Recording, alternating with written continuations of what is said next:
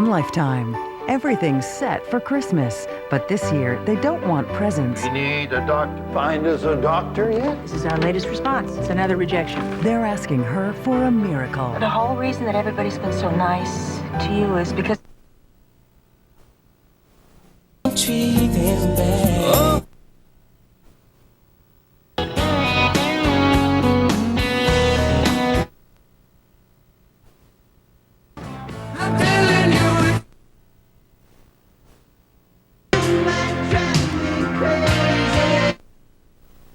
Competitors.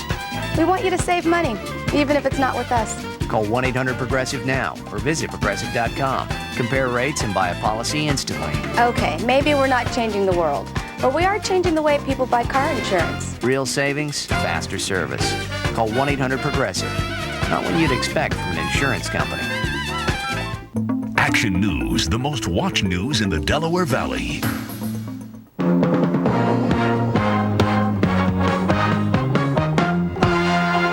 Action News, Delaware Valley's leading news program with Gary Papa, Dave Roberts, and Jim Gardner.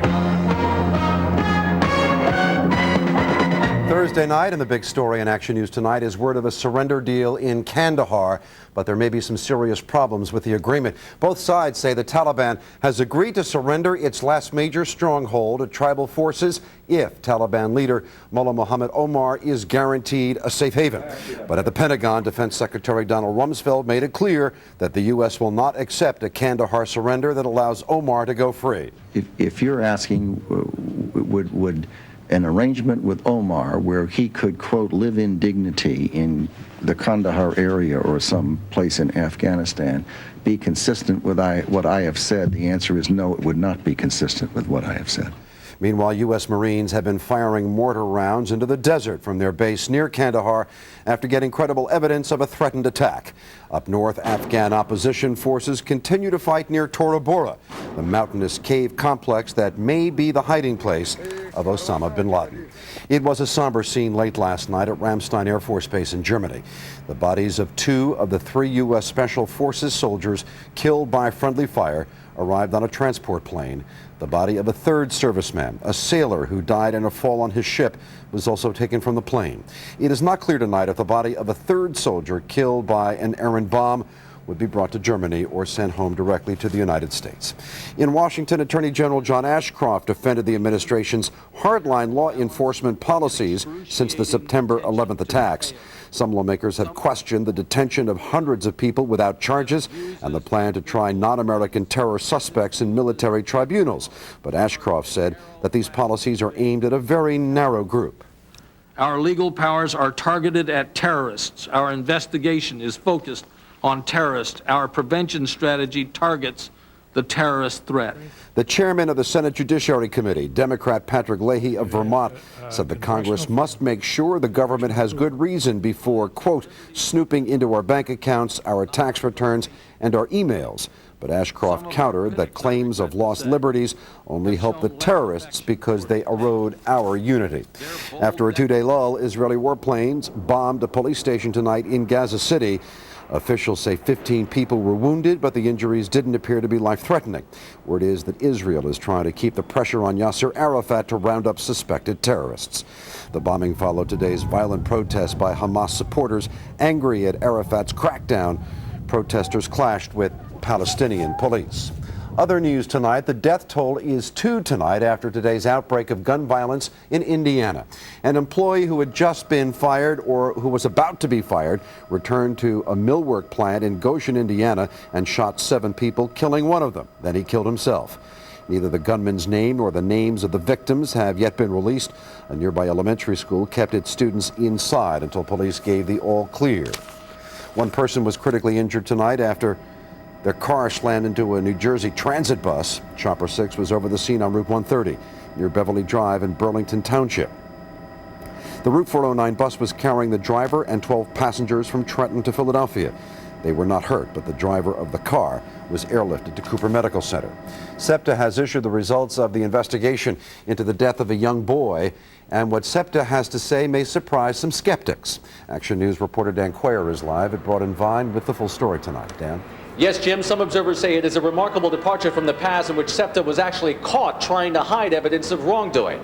This time, the agency acknowledges that a 4-month investigation by its own safety team has determined that it was partly to blame for a tragic accident here last summer in which a 12-year-old boy was killed. Here's more from the agency's lead investigator, Jim Jordan. But we also acknowledge SEPTA's fault in not having adequate locks on the doors of these cabs and in human error in not having the window locked at the time. It was on the early evening hours of July 11th that 4 young men boarded a northbound Broad Street subway car number 518, seen in this photograph. 12-year-old Kyle Harris of North Philadelphia was killed instantly when he stuck his head out the window of the motorman's cab and struck a metal pillar. It is to prevent accidents such as this that subway cars do not have windows that open except in the motorman's cab. That window is supposed to be kept locked and the door to the cab itself locked to prevent passengers from entering. But SEPTA's own investigation determined Kyle Harris was able to easily circumvent the motorman's door lock by depressing the latch with an object and/or his finger and opening the door. Also, a post-accident inspection found that the motorman's cab window was in the unlocked position. It seems to be an unfortunate, just human error. That SEPTA is accepting part of the blame for the tragedy and is offering to settle the case out of court has astonished the lawyer hired by the child's family. What SEPTA has done here is truly something to be commended. What SEPTA has done is said, we had a problem in these cars which we didn't make, we didn't manufacture. Indeed, as it turns out, the locks on the Kawasaki-made cars apparently were pretty flimsy. In fact, following the accident, Klein shot this video in the same subway car to show how easily it would have been for Harris to pick the lock. All he had to do was stick his finger in the locking mechanism and push the latch which opened the door. Klein now plans to sue Kawasaki and the lock manufacturer James L. Howard out of Connecticut. What they gave SEPTA, and in turn what they therefore gave the public and subjected this little boy to, who ultimately met his death, was clear, easy access to the most dangerous area on a subway car. Now, the boy's family was too distraught to comment on these findings. Ironically, SEPTA had learned 3 months before this accident that the locks were flimsy and was in the process of changing them to a deadbolt lock system, which has to be unlocked with a special key. All of the trains have now been equipped, all the subway cars, with these new locks. Ironically, though, unfortunately, not in time to prevent this tragedy. Live in Center City, I'm Dan Quayer, Channel 6, Action News. Thank you, Dan. This was the scene in South Olden and Greenwood Avenues in Trenton this morning. 2 women were killed when a drug suspect fleeing police smashed into their car. 20-year-old Rash Oliver of Trenton was arrested at the scene. Police began chasing him in Hamilton Township, then in Trenton. He has been charged with 2 counts of aggravated manslaughter. The names of the 2 women have not yet been released. Joey Merlino may be in jail, but that didn't keep lawmen from raiding his South Philadelphia home today. State and local police spent several hours searching Merlino's house and taking material away. Inside, when police arrived, were Merlino's wife, Deborah, and a man by the name of William Rinnick. Rinnick's lawyer, Ed Jacobs, who also defends Merlino, said only that lawmen appeared interested in Rinnick, but that he is not guilty of anything. Police searched Rinnick's house as well today. Police are looking for 2 masked men who broke into a house in northeast Philadelphia late today. The suspects held a gun on a 12-year-old boy in the 900 block of Anchor Street, then left without taking anything. Police think the bandits may have been targeting the wrong house. A stubborn brush fire was finally brought under control at 7 o'clock tonight in northeast Philadelphia. The fire burned in a line for 7 miles along the Trenton Line CSX railroad tracks. Fortunately, no evacuations were necessary, and nobody was hurt. It was an emotional news conference today at Hahnemann University Hospital in Philadelphia. That's where the world met 51-year-old James Quinn of West Philadelphia. Quinn is the 5th person to get the self-contained Abiacor artificial heart in surgery 1 month ago yesterday. And today, Quinn, whose identity was secret until he met the media today, said he is getting stronger every day. Also there today, members of his family, including his 5 grandchildren. Quinn said he cannot wait to return to his porch and to his church. I can't wait to get back to my church. I feel the need to testify and to deliver a word, you know, that is coming truly from my heart. And I mean my heart. Hahnemann is one of 5 hospitals taking part in trial studies of the Abiyakur heart. 6 surgeries have been performed, 4 recipients are still alive, and James Quinn is doing just fine, thank you. We are just 1 week away from the opening of the Kimmel Center for the Performing Arts, and with any new orchestra hall, the big question, and for that matter, a whole lot of anxiety, is all about the sound, all about the acoustics. Well, tonight, the Philadelphia Orchestra got its first chance to hear what it sounds like in its new home. Action News reporter Michelle McCormack is live outside the Kimmel Center.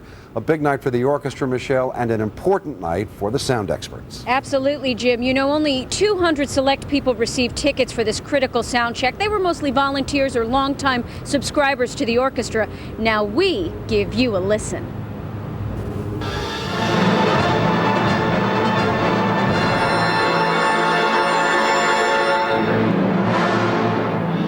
First time the Philadelphia Orchestra played before an audience in the state-of-the-art Verizon Hall.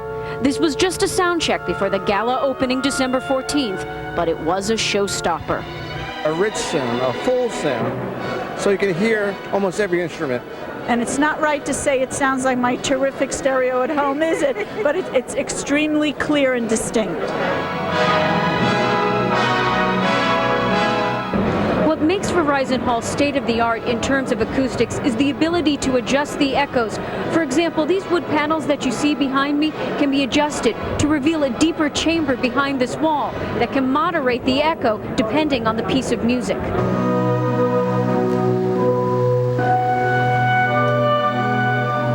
Here we're surrounded with sound, and it's quite an experience, quite a sonic experience. Sound is good. You can hear well. There seems to be enough clarity. Yeah, it's got the makings of everything great. Now, much has been made of the lingering construction equipment and dust in the air, and that the parking garage and 650-seat theater remain works in progress. But the man who brought the Kimmel Center for the Performing Arts this far since the 1998 groundbreaking is instead focusing on the centerpiece of the 160-foot glass structure and insisting the show will go on. I don't have to be optimistic. It's done. It's going to happen. Relax. Yo, Philadelphia, we are opening. Come on, guys, get with it. All right, we're getting with it. You know, they may keep the wraps under the Kimmel Center right now with all the construction equipment still surrounding it, but it's really hard in the coming days to keep a lid on all the enthusiasm for the opening. Live along the Avenue of the Arts, Michelle McCormack, Channel 6 Action News. Jim, you with it? Yes, we are. Thanks, Michelle. Still to